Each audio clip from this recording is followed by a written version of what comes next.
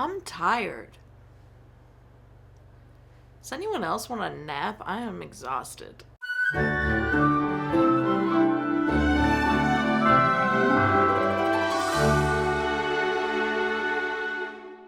Welcome back to Every Disney Movie Ever. My name is Jess and I'm watching Every Disney Movie Ever. Today I'm going to talk about A Far Off Place. A Far Off Place is a 1993 theatrical release. It is directed by Mikael, Salomon, cinematography by Juan, Ruiz, Anchia, editing by Lovejoy, music by James Horner, and it's written by Robert Caswell, Jonathan Hensleigh, and Sally Robinson.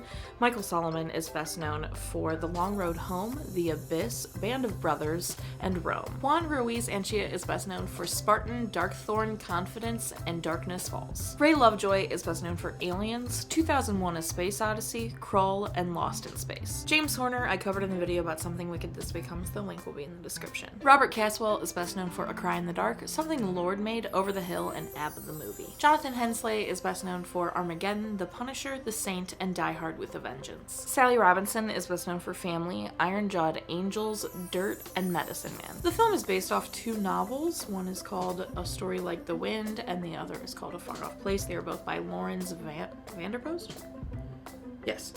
And I couldn't find anything like a long summary to do any kind of comparison, so just know that the film is based off those two stories, apparently. The film stars Reese Witherspoon, Ethan Embry, Sarel, Maximilian, Schell, and Jack Thompson. Reese Witherspoon plays Nani and is best known for Wild, Legally Blonde, Election, and Walk the Line. Ethan Embry plays Harry, and he's best known for Sweet Home Alabama, Empire Records, That Thing You Do, and Timeline. Sarel plays Jabbo, and this is his only credit. Maximilian Schell plays Mapani, and he's best known for Judgment at Nuremberg, A Bridge Too Far, Deep Impact, and Vampires. Jack Thompson plays John Ricketts and is best known for Midnight in the Garden of Good and Evil, Attack of the Clones, and Leatherheads. They filmed in Nambia in Zimbabwe, and Leonard Maltin, the famous Disney historian, said this film he's got mixed feelings about, and the way that they handle death is something that little kids will not handle well, but older kids will find rewarding.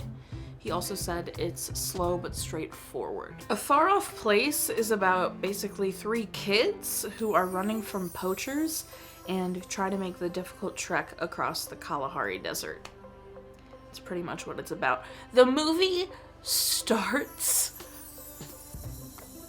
so abruptly, I was like, okay, look at these animals grazing, cute, and then poachers come and kill 10 elephants, and I immediately was like, don't kill the elephants, no! Elephant is my favorite animal, for anyone who's wondering, so I was distraught that they were just gunning down 10 elephants right at the beginning, and then immediately some dude shows up and kills all the poachers, so it was just a lot of shooting right at the beginning, and we really haven't had a Disney movie like that, and I was like, oh my god, so many animals, including humans, just died at the very beginning of this movie. What is gonna happen the rest of this film?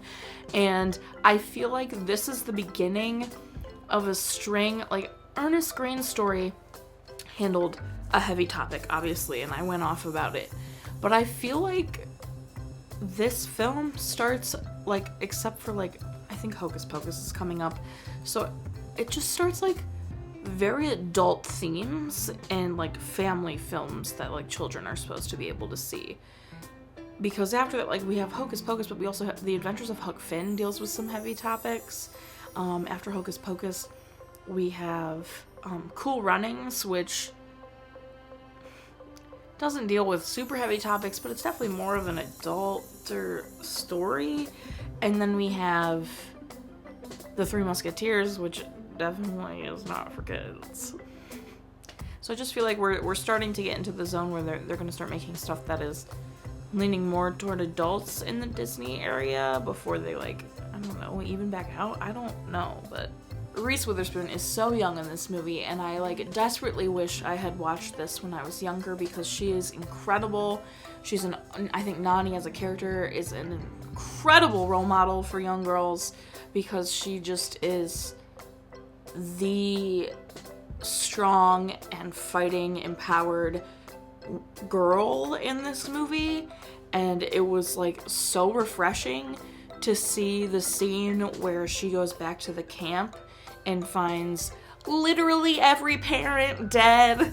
And she, like, keeps it together and then decides to, like, blow up these poachers' trucks with dynamite. And, like, she's doing it alone. Like, Harry is the damsel in distress, kind of. Like, he's off with Jabo in a cave, and she's doing that. And that entire sequence, I was like, yo. As much as, like, probably shouldn't be killing, but they killed all her parents. Killed her parents and everyone she loved. So, like, I get where she was coming from in that moment.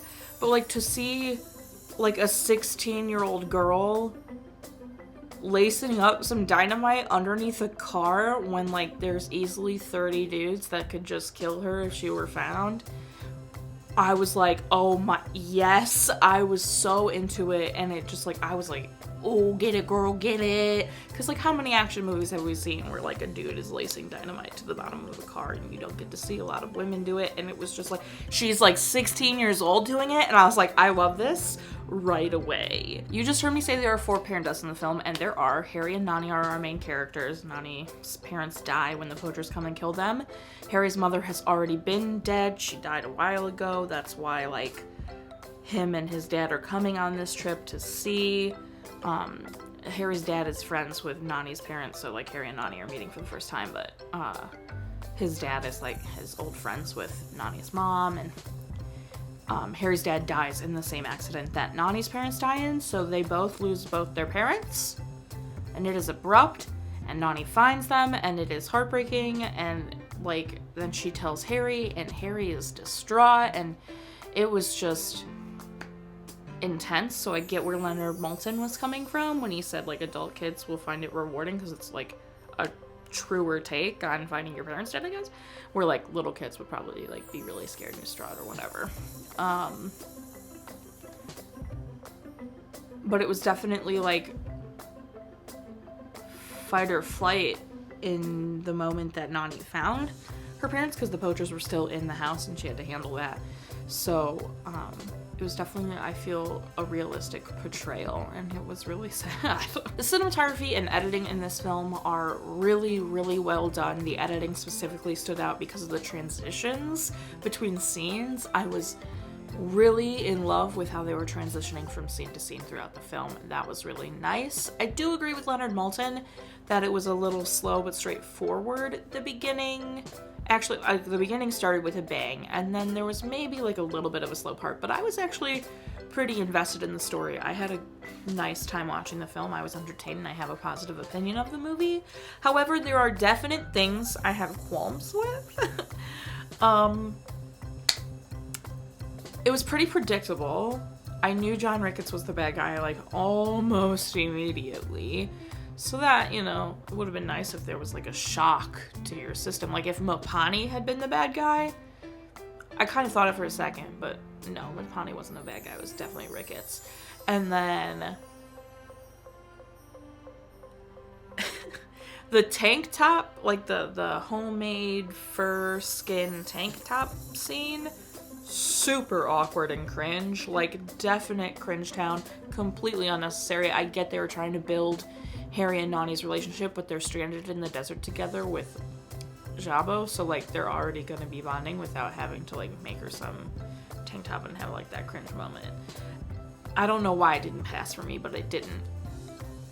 The fake dog dude, there's a scene where Hensleigh, who is the dog that travels with them the whole time, has to jump across, like, this kind of big gap cavern, and he doesn't really, like, he almost doesn't make it, and Harry catches him, and obviously what Harry catches is a fake dog, and the fake dog looks nothing like the breed that is Hensleigh. Hensleigh is, like, some kind of, I kind of want to say it's got Weimaraner in him, but he's like a reddish brown, short hair, like a Weimaraner, and whatever Harry catches for a split second is, like, curly golden stuffed animal. Like, you couldn't even try to find a similar looking stuffed animal or make your own. Like, it was that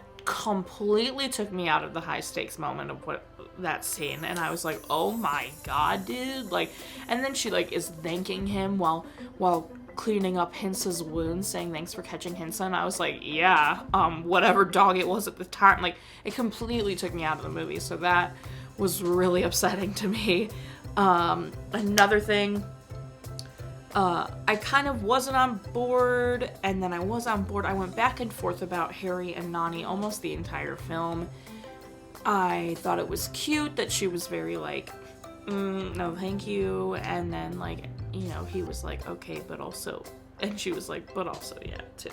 And I thought that was adorable, and, you know, their cute little teen romance moment, and I loved their heart-to-hearts, and, like, them worrying about each other, and Jabo shipping the crap out of them was adorable. Like, he hardcore was like, Harry, marry her.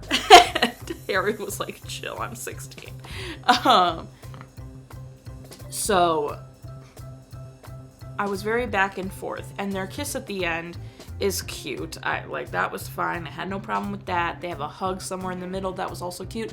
But then there was a moment, and I don't know why I feel this way about this moment, where they were kind of sitting back to back at night, and they're having an extreme heart-to-heart about, like, their parents being dead, all that. And she's crying, and he, like, reaches his hand over to wipe her tear, like, because they're kind of, like, back to back. And she's not looking at him, and she holds his hand there, like, in a very intimate moment. I don't know, like, why I'm taking out. In a very intimate moment.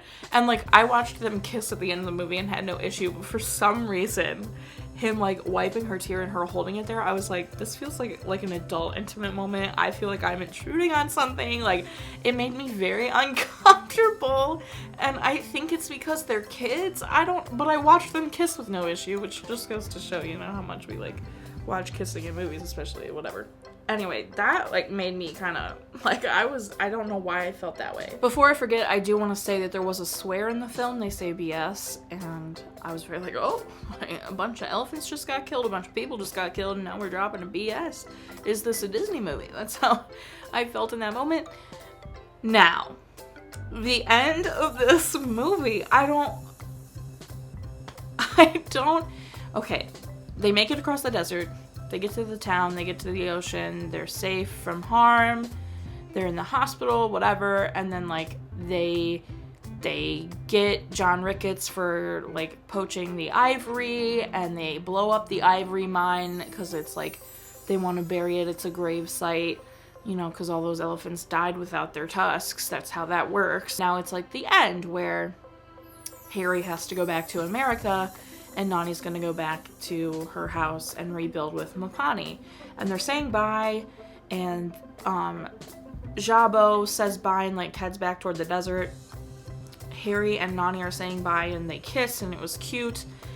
And they have this whole thing in the film about don't look back, so, like, Harry goes and gets in the car and doesn't look back at her, and she gets in the plane, whatever. And then I was like, okay, that was actually, like, a good and realistic ending. Like, I'm totally cool. Like, okay, they kissed, they go their separate ways, they had an incredible journey together, but, like, they're both 16. He has to go back to America with whatever family is left or whatever, because he doesn't have his parents, so I'm sure he's going to, like, an aunt or something. And then, like, it cuts, and it's Nani and Mapani cleaning up the house and trying to rebuild, and, like, a truck pulls up from town, and Harry gets off the truck and is there to, like, be with her and, like, live in Africa with her. And she, like, runs, and he brought birds, because it's, like, a whole thing. I don't want to explain the birds, but he brought birds for her, and, like, it, like, there's a slow-mo run, and there's a freeze frame, and just, like, I'm so confused, because that's not the ending I wanted. I was very satisfied with them going their separate ways, like, because it was realistic. Like, the story was satisfying. I mean, like, did I want them to end up together? Like, sure. But that way kind of made me mad. I was like, he is 16. Who approved loved him coming to Africa and living with Nani. What is going on? I'm upset, but I guess that's what happened. That's what happens when you're an adult watching a movie like this. Like, you can't help it. You can't, like, once you're an adult, you see these logical issues, and when you're a kid, you're just like, yes, he came back and they're living together and they're in love and they're gonna be together forever. But I'm like, he's 16. Who greenlit him coming back to Africa and living there with people that the person who hopefully greenlit him doesn't know? Like, I don't. So, like, I was just very, my notes. He shows up by himself with birds and the slow-mo run happens and just who let him come live in Africa? I was just so baffled because I was like, okay, he goes back to America, she goes back to rebuild with Mapani. Maybe when they're adults, they'll reconnect. It's only a couple years away, like, who knows? And then, like, he comes back. I would just, overall, I really actually did enjoy A Far Off Place. I thought the story was interesting. I loved justice for the elephants against the poachers. I thought it was handled really well. It was very adult, and they didn't make the kids be, like, dumb kids. The kids really, like, stepped up, and I felt were, like, acted their age, pretty much. I enjoyed it. I liked A Far Off Place. My final rating is 8 elephants out of 10. Our total movie count is. Our parent death toll is. Cry count is still the same. If you want to keep up with what movie I'm watching when, follow me on Instagram, Twitter. You'll find out what movie I'm watching when. I put up videos every Monday and Friday and sometimes Wednesday. Join my Patreon, check out the test merch, if it's still happening. By now, I don't know. I might stop the test merch and, like, figure out a different company because I don't know if I like this company so much.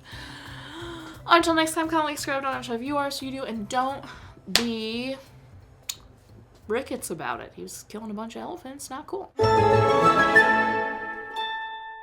Why does he come live with her at the, like, I don't... Who greenlit it? Like, I know he doesn't have parents, but that doesn't mean he was like, a foster home's gonna be like, yeah, you know what? Sure. Like, or his aunt or whoever.